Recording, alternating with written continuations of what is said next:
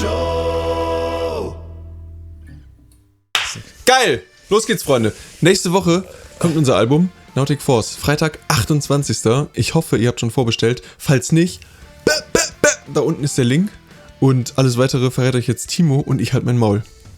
Hey ho und herzlich willkommen damit zur Nautic Night Show. Der Show von und mit Stormseeker, mit der wir euch und uns auf das Album des Jahres vorbereiten. Ich bin euer Host Timothy und das ist mein Sidekick Olaf, der hier schon die wichtigsten Facts raushaut. Ende nächster Woche, am Freitag, 28. kommt das Album. Das heißt, jetzt ist die Zeit, das Video zu pausieren und das Ding vorzubestellen. Klick. Jetzt ist die Zeit, das Ding vorzubestellen. Es gibt das Ganze als Digipack, als Vinyl oder in der Fashion Fanbox. Alles möglich. Wissen die alles schon? Wissen die, okay. Sagt denen mal lieber, was der Trinkspruch der Woche ist. Okay, Trinkspruch der Woche. Soll ich eigentlich in die Kamera gucken oder? Ja. Iss, was gar ist, sag, was wahr ist, trink, was klar ist. Grüße an meinen guten Freund Martin Lauder. Ja, jetzt fühle ich mich auch direkt viel besser. Jetzt bin ich angekommen, jetzt bin ich zen, jetzt bin ich im Trinkspruch der Woche, jetzt bin ich in der Nautic Night Show angekommen. Erstes Ding, was wir machen, ist natürlich, wir zeigen euch was richtig cool ist. Denn wir haben schon eine Fanbox hier. Es ist soweit und wir unboxen die für euch. Und das könnt ihr euch jetzt anschauen. Moin, moin Leute, wir drehen hier gerade fröhlich die Nautic Night Show und da hat es an der Tür geklingelt. Voila! Man sieht ein wundervolles Paket. Wir haben natürlich das Äußere schon entfernt. Und wir haben hier die Box. So sieht sie aus. Das ist das Format. Thumb for Scale. Sie ist riesig. Und wir packen die aus. Sind wir bereit? Ja, ich weiß nicht, ob ich bereit bin. Ja, komm. Ja, gut, dann los. Ja, komm. Sitzen wir uns dafür? Ja. Wir setzen uns dafür. So, Leute. This is the box. Le Box. Möchtest du aufmachen? Ja, wir brauchen ein Messer. Messer. Mit dem Messer geht es besser. Okay, dann los. So, diese Verpackung habt ihr natürlich dann nicht, oder wahrscheinlich nicht. Guck mal, wieder ohne Messer. Easy. Mein Gott, sieht das gut aus. Woo! This is Le Box. Mit dem feinen Nautilus vorne drauf. Der ist ja fast so groß wie ich. Insane. Vorne ein schöner Nautilus. An der Seite nochmal ein Logo.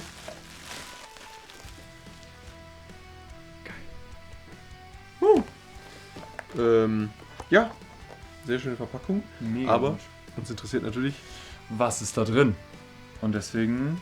willst Warte, du ich halte zusammen? Nein, warte. Ich halte fest und du machst auf. Jetzt fällt alles raus. Oh mein Gott. Okay, wir fangen von oben an, I guess. Machen wir jeder abwechselnd immer ein Ding? Ja, let's go. Okay. Wir haben hier einen Nautic Force Patch für eure Battle Vest oder eure Metal Kutte oder wie auch immer ihr euer gutes Stück nennt. Oder euren Rucksack oder eure Sporttasche. Oder euren Oberarm. Geht das jetzt hier? Oh. Jawohl. Woo. So sieht das Ein gute Stück aus. schöner Qualitätspatch. Wirklich. Das Ja. sieht einfach nice aus, Sehr ne? gut aus. Ich liebe auch einfach diesen Nautilus. Würde ich mir hier hin brennen. Iron Man Style. Ich kann nämlich nicht nähen, deshalb würde ich mir den So, brennen. Perfekt. Ein wundervolles Nautic Force Armband. So, damit ihr auch alle zur Crew gehört, ich trage das auch. Ich trage das auch auf der Bühne. Definitiv ein Erkennungsmerkmal. So, ich bin dran, ne? Ja, du Dann- bist dran. Was kommt als nächstes? Als nächstes haben wir diese schöne Grußkarte mit dem Fotomotiv von dem Shooting in Hamburg. Haben wir alle drauf unterschrieben. Unten nochmal die Namen zu sehen. Awesome. Diese Karte ist auch gleichzeitig die Garantie, dass das handverpackt ist. Weil sonst hätten wir da gar nicht alle drauf unterschreiben können. Ja, wir haben uns natürlich die Mühe gemacht, alle 4300 Boxen Hand zu signieren. Hier nochmal ein kleiner Ausschnitt.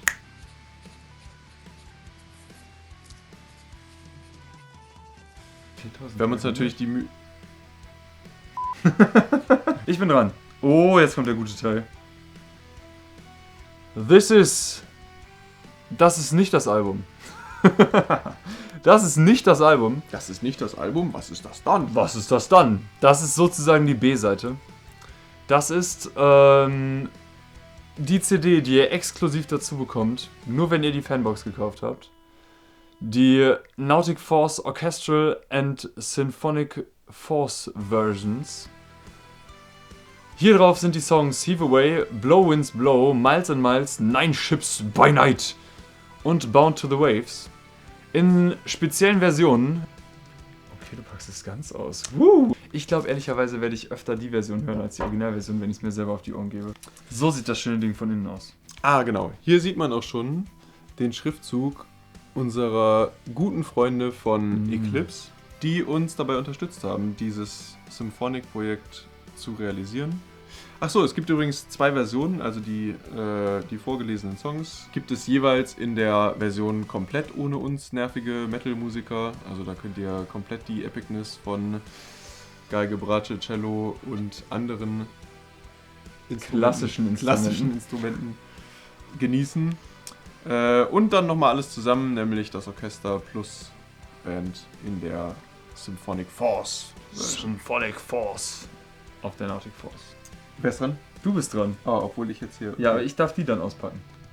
Okay. Ja, komm mal. Na gut. Und hier ist das gute Stück. Das Herzstück. Das Herzstück der Box. Stormseeker, Nautic Force. Das komplette Album. Awesome. 11 Songs. Wie ich finde, das beste Stormseeker-Album bisher. Definitiv. Pure Epicness. Fernweh, Heimweh, alles dabei. Es ist kein Song drauf, den ich nicht mag. Safe, ja. Ich würde sagen, mach mal auf. Ja, los. Wir machen es auf. Machen wir es auf? Klar. Komm, wir zeigen heute alles. Wir ziehen das komplett durch. Ein wundervolles Bild der Band. Das bin ich. Das ist der Olaf. In 3D. In 3D? Nee, ohne. In 2D. In 2D. Und so sieht das Album aus. Das erinnert mich so an so alte, liebevoll gestaltete Alben. So, wo dann, weiß ich nicht, so Pink Floyd The Wall, wo einfach nur die Wand war. Ja. Wenn du das Album aufgemacht hast, standst du vor der Wand. Dann schauen wir mal hier rein. Le Nautilus mal wieder. Le Nautilus. Ein liebevoll gestaltetes Booklet. Oh ja. Das können Sie selber angucken, oder? Das blättern wir jetzt nicht durch. Das könnt ihr euch selber angucken. Ja. 12 Seiten Booklet. Könnt ihr selber durchschauen. Die große Freude. In der Mitte nochmal ein großes Bild. Und, am allerwichtigsten, alle Texte. So, jetzt wird spannend. Hier haben wir einen wunderschönen... Oh mein Gott. Er ist einfach riesig. Nautilus Metallpin. In 3D. Hier das Licht da drauf, du, oder? Der werde ja schwach, du. Ja. Ein, wie ich finde, sehr schönes Stück. Mega cooles Teil. Sehr schöner Pin mit Gravur und so weiter. Also, willst du mal in die Hand nehmen? Oh ja, bitte. Oh, der ist echt relativ schwer, ne? Mhm. Krass. Definitiv stabil, kann man auch als Münze benutzen. Unter allen Leuten, die das Video liken, verlosen wir den, der von Timothy angelutscht wurde. So, kommen wir zum finalen Item.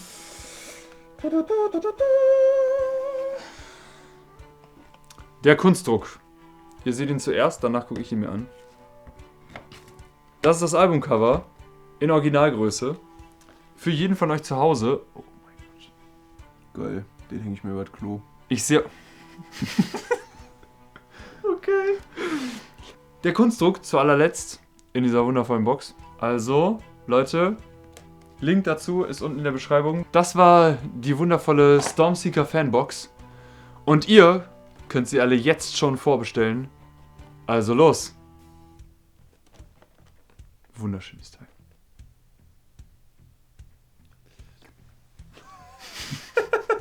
I love it. I wanna lick it. Ja, cool. Tschüss. Was noch viel spannender ist... Nee, warte. Wir können jetzt nicht einfach aufhören, über die Box zu reden. Was ist denn am besten in der Box? Was findest du denn am besten in der Box? Eindeutig den kleinen Nautilus-Pin. Den kleinen Nautilus? Den würde ich mir überall hinstecken. Anpinnen. Überall, wo ich Stoff habe. Ah, Ich wollte gerade sagen, das wird schmerzhaft. Ja, nicht in die Haut. Okay, sehr gut. Ja, so als Nasenpiercing hier so? Na, also mein Lieblingsgegenstand von der Box ist tatsächlich dieser Pin. Und wie ist es bei dir? Ich denke, der Kunstdruck. Ich denke, den werde ich mir irgendwo hinhängen, irgendwo aufstellen, auf meinem Schreibtisch oder so. Wo hängt sich Captain Timothy seinen Kunstdruck hin? Sag mal. Ich habe ja noch die Leinwände aus Captain Timos kreative Art Show. Captain Timos kreative Art Show. Und ich denke, da werde ich mir einfach schön meinen Kunstdruck draufstellen auf meinen Schreibtisch. Dann steht das da als Motivation. Andere Leute haben ja immer so Motivationssprüche, so Barney Stinson-Style. Einfach, sei gut, damit du gut bist. Und sowas mache ich nicht. Ich stelle mir dann einfach den Kunstdruck dahin. Ich kenne Barney Stinson nicht. Ist okay. Captain Timos kreative Art Show. Hey ho Leute, ich bin's wieder Timothy und heute ist bei mir der Pauli. Herzlich willkommen, wir haben wieder einen Song vorbereitet. Welchen Song machen wir heute? Heute geht's um Blow Winds Blow. Blow Winds Blow, korrekt. Die Regeln sind wie letztes Mal auch. Wir hören den Song 4-mal durch. Beim 4. Mal wird der Pinsel fallen gelassen. Ich weiß nicht, ob du das Format schon kennst. Du hast es sicherlich gesehen, wie ihr alle. Es ist Schluss, das Bild ist fertig. Und dann zeigen wir euch einen Ausschnitt des Songs und unsere Gemälde. Bist du bereit? I'm ready. Fantastic. Dann lass uns loslegen. Das Tempo ist gediegen. Ich wollte dich was fragen. Ja, Du bist ja noch nicht so lang dabei, ne? So die ersten Konzerte, die wir gemacht haben, ja, die waren ja ziemlich insane. ja, Wie war das so für dich eigentlich? Weil das waren auch für uns die größten Konzerte bisher. ja. Und du hast ja vorher, also sowieso Metal-Musik vielleicht so ein bisschen. Aber wie war das so für dich?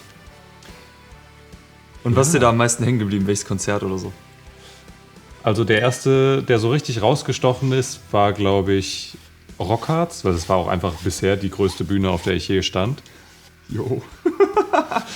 Und es war dann irgendwie im ersten Moment so ein bisschen abstrakt, irgendwie so 3 Meter über den Leuten zu stehen und so weit sehen zu können und auf so einer großen PA auch durch die Gegend geschallert zu werden. Ich erinnere mich auch noch, als wir in Leipzig waren auf dem WGT, Ja. als ich da so hinter der Bühne stand und mir dachte, guck mal, jetzt bin ich endlich mal auf richtigen Bühnen unterwegs. Wo warst du vorher so unterwegs? Hauptsächlich so ganz, ganz enge Club-Gigs. Ah ja, okay, die kennen wir auch zu Genüge. Ja. Schreibt mal unten in die Kommentare, wenn ihr schon mal bei einem Stormseeker Club-Gig wart. Es wird immer warm und es ist immer stickig. Die haben natürlich auch ihren Reiz, aber wenn man dann mal so rauskommt und an der frischen Luft spielt und mit dem großen Spielzeug mal agieren darf, dann ist das ein tolles Gefühl, finde ich. Ja, und natürlich Wacken. Das waren nämlich, glaube ich, die meisten Leute, vor denen ich je gespielt habe. Da gab es so diesen Moment, ich habe immer ich weiß nicht, wie es dir geht, aber ich habe immer so einen Tunnelblick, wenn ich auf die Bühne gehe. Aber Sieht man gar nicht so viel, ne? nee, genau, du bist so voll im Performer-Modus und denkst du so, okay, was kommt als nächstes? Wie bewege ich mich jetzt? Welcher Song kommt danach? Was muss ich schon mal vorbereiten? Ja. Und dann realisiert man manchmal gar nicht so, wie das Publikum, wer da so steht und was da so passiert. Aber irgendwann so in dieser 1 Stunde Wacken-Gig ist mir zwischendrin so ganz langsam bewusst geworden, ich sehe den Horizont einfach nicht mehr. Du merkst, die Zeit ist knapp, ne? Wir sind jetzt im zweiten Durchlauf. Ja. Ich erzähle ja immer gerne, dass du der beste Bassist bei Stormseeker bist, ne? Was ein bisschen meine eigenen Fähigkeiten hinten anstellt. Aber ich meine, du hast das studiert und wir haben ja einen echten Spezialisten. Und dann verbannen wir ihn an die Gitarre. Ist ein bisschen traurig eigentlich, oder? Es war gewöhnungsbedürftig vor allem, weil ich vorher da nie so richtig Gitarre gespielt habe. Ich saß bei Ölfi im Studio und wir haben einen Song von mir aufgenommen und ich habe bei ihm Bass eingespielt und haben so ein bisschen danach noch gequatscht und bei ihm rumgehangen und dann meinte er so aus dem Nichts, ich habe das wirklich nicht kommen sehen, sag mal, möchtest du nicht eigentlich bei uns Gitarre spielen? Und ich muss zugeben, ich habe den ein oder anderen Gig von euch privat gesehen oder neben der Bühne und habe mir insgeheim gedacht so, boah Mann, das sieht schon hart spaßig aus, da wäre ich wirklich gerne mal mit dabei. Und dann ist es irgendwann wirklich passiert, aber auf eine ganz andere Art und Weise, als ich erwartet hätte. Ja. Ich habe noch eine Frage. Ich habe letztes Mal Fabi gefragt, was der gemütlichste Backstage war. Und dich wollte ich fragen, als Connoisseur, wo es denn das beste Essen gab. Wo gab es live im Backstage oder sonst wie bei uns auf dem Gig das beste Essen? Ich glaube, das erste Mal, dass ich so ein so einen Oha-Moment hatte, war auch auf dem Rockharz, wo die ja so ein sehr schönes kleines Artist-Dörfchen haben. Ja. Und schönen Außenbereich, wo man sich hinsetzen konnte, in der Sonne ein bisschen snacken konnte. Ja. Ziemlicher Luxus fand ich auch das riesige, muss man wirklich sagen, Zelt in Wacken. Und wir hatten natürlich den lustigen Nebeneffekt, dass wir am Samstagabend gespielt haben, zeitgleich zu Arch Enemy. Und als wir dann da saßen und den Gig Revue passieren haben lassen und uns einen leckeren veganen Burger reingezogen haben, ist einfach mal Alyssa White Glass von Arch Enemy an mir vorbeispaziert und ich hatte einen harten Fanboy-Moment und habe wirklich kurz gedacht, oh, wow. Gehe ich da jetzt hin und frage mal nach, aber dann. Nee. Und hast du gemacht? Nee.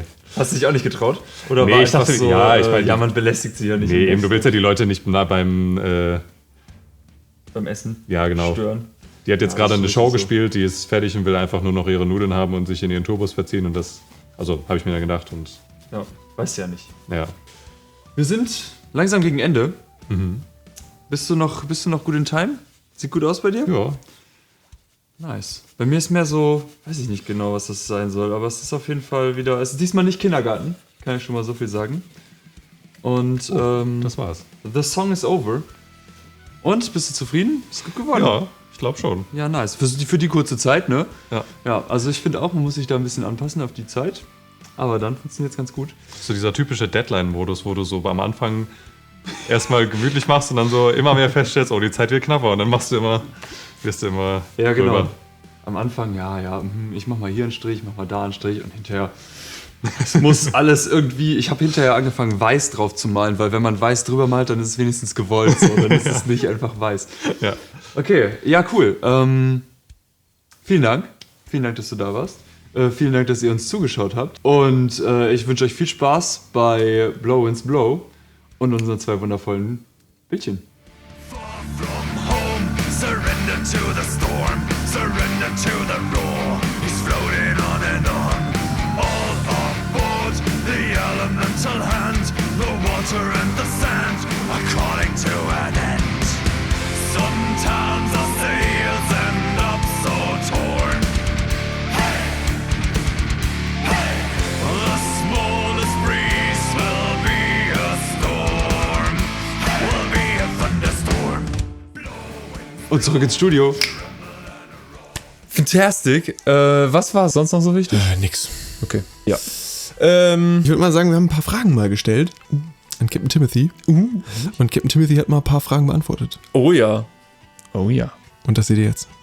Herzlich willkommen zum flotten Fragenfeuer. Diesmal an den Captain. Das bin ich. Und deswegen flotte Fragen an mich. Und ab. Waldspaziergang oder Radausflug? Radausflug. Ich stehe auf Cardio. Radausflug oder Motorradausflug? Muss ich irgendwo hinkommen? Also Gegenfragen zählen nicht, oder? Keine Gegenfrage, das ist eine flotte Fragefeuer hier. Radausflug, immer noch. Open Air oder Club Gig? Open Air. Auf jeden Fall. Warum Open Air? Alle sagen Open Air. Open Air, weil ich stehe auf frische Luft. Beim Singen ist das wichtig, tatsächlich. Und das Feeling ist einfach geiler, wenn man sich keinen Ventilator aufstellen muss, um Wind in den Haaren zu haben. Finger oder Plektrum und warum? Pleck, weil der Anschlag geiler ist. Danke. Bitte. Bitte an dieser Stelle für meine höchstpersönlichen Antworten, die Antworten des Captains. Und jetzt, lang ersehnt, nun, das eine wahre, Auf der Insel. das auch, ja, das eine wahre Instrument der Woche an dieser Stelle. Wir haben keine Kosten und Mühen gescheut. Wir haben ihn eingeladen. Er hat sein Instrument mitgebracht. Er präsentiert es euch und ihr dürft zuschauen. An dieser Stelle in der Nautic Night Show das Instrument der Woche mit Uga, dem schrecklich Lustigen. Ja, herzlich willkommen zum Instrument der Woche. Dieses Mal tatsächlich das Akkordeon. Und ja, hier haben wir meine schöne Lucia, ein Tastenakkordeon der Firma Hona. Und ja, woraus besteht so ein Akkordeon? Das auffälligste ist wahrscheinlich das große lustige Ding in der Mitte, das sich zusammenzieht und auseinandergeht. Das ist der sogenannte Balk. Der ist dafür zuständig, beim Ziehen und Drücken Luft durch Stimmzungen, die sich im Akkordeon befinden, zu drücken, um dort einen Ton zu erzeugen. Dann hat das Akkordeon grundsätzlich 2 Seiten, wie der Mensch auch 2 Hände hat. Die rechte Seite dürfte vielen Leuten von einem Klavier bekannt vorkommen. Das ist der sogenannte Diskant. Hier spielt man Töne und schöne Melodien. Interessant vielleicht noch sind diese merkwürdigen Tasten hier. Das sind, denn ein Akkordeon hat mehrere sogenannte Chöre. Das sind Sets aus Stimmplatten. Und je nachdem, was man hier auswählt und welche man aktiviert, verhält sich der Klang ein bisschen verschieden. Das hier wäre so der ganz Basisklang. Dann gibt es dazu noch einen leicht verstimmten auf derselben Höhe. Das ist dieser klassische Piratensound. Ja, und dann alle würden dann so klingen. Oder es gibt auch ganz weirde Kombinationen, die man nie braucht. Ja, aber der schöne Piratensound ist eigentlich der beste. Es gibt auch Akkordeons, das sind die gesamten Knopfakkordeons. Die haben hier Knöpfe statt Tasten. Wer sowas spielen kann, ist ein ganz krasser. Habt Respekt vor den Menschen. So, zum Thema Knöpfe, die sind hier auf der anderen Seite. Da wird der Bass gespielt. Das sieht erstmal sehr überfordernd aus für den Laien hier. Vor allem auch, weil ich gerade nicht so viel davon sehen kann. Na, schauen wir mal. So, wo bin ich denn hier? Es gibt insgesamt 6 Reihen. Und jede dieser 6 Reihen hat im Prinzip eine eigene Funktion.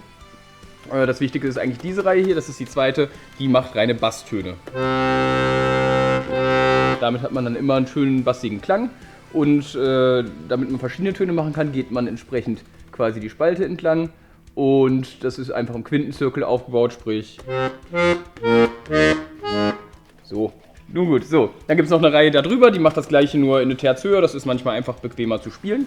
Und dann gibt es noch die spannenderen Reihen, das sind Akkordreihen, die geben dann einen ganzen Akkord. Zum Beispiel auf nur einem Knopf. Und dadurch kann man dann mit der linken Hand in Kombination mit dem Bass schon einfache Muster spielen. Was so ein relativ bekannter Sound ist. Und wenn man dabei dann noch hier im Diskant was macht, dann ergibt sich dieser klassische Akkordeon-Sound. Ja, kurz gesagt, die anderen Reihen sind noch Molltonarten, damit es ein bisschen trauriger klingt.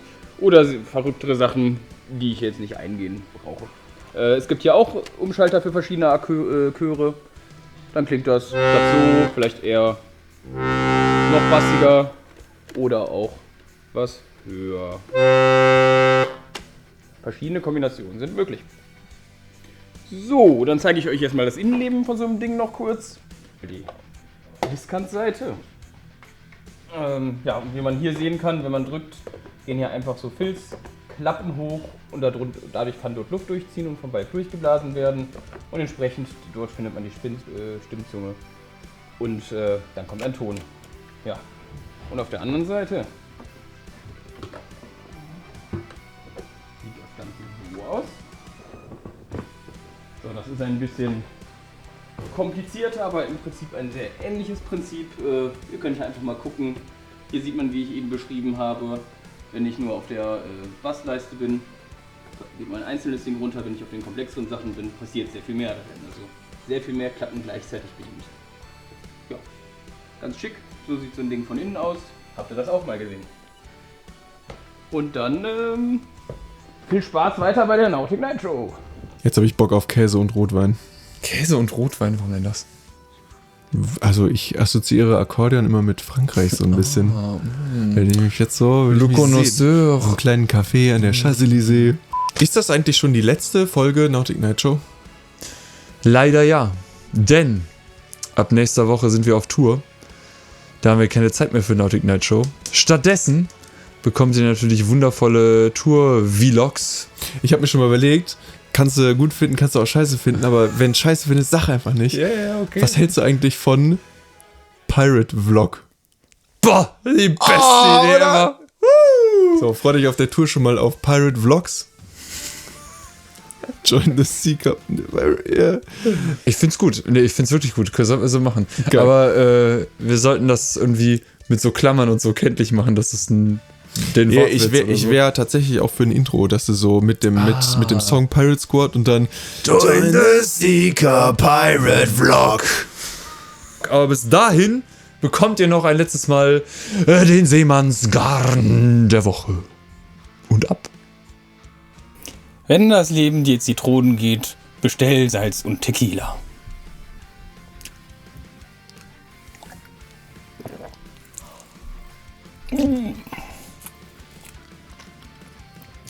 Ich hasse Tequila. So, Ja, Pirate Vlogs. Es ist Ich freu soweit. mich drauf. ich freue mich vor allem auf die Tour. Das wird richtig gut. Wir sind ja zunächst am ersten Wochenende Köln-Oberhausen, Hamburg. Und bis dahin liked das Video, schreibt in die Kommentare, drückt auf die Glocke, damit ihr euch alle wieder Glöckner fühlt und alle glücklich sind. Bestellt das Album. Ihr wisst jetzt, was drin ist. Bestellt das Album vor. Und wir sehen uns on Tour. Wir sehen uns